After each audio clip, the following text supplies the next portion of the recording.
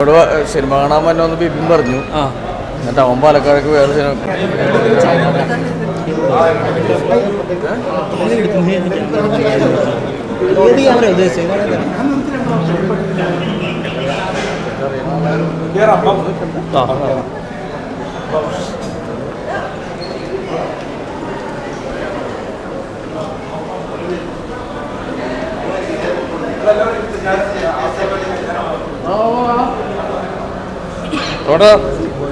അവിടെ എന്താ പുതിയ വിശേഷം?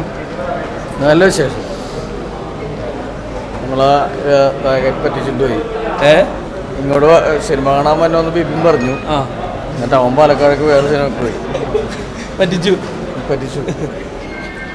നമുക്ക് എന്തായാലും കാണാതിരിക്കാൻ നിവൃത്തിയില്ലല്ലോ. പെട്ടെന്ന് പുതിയ സിനിമ അങ്ങനെ 3-4 സിനിമകൾ ഇറങ്ങാനുണ്ട്.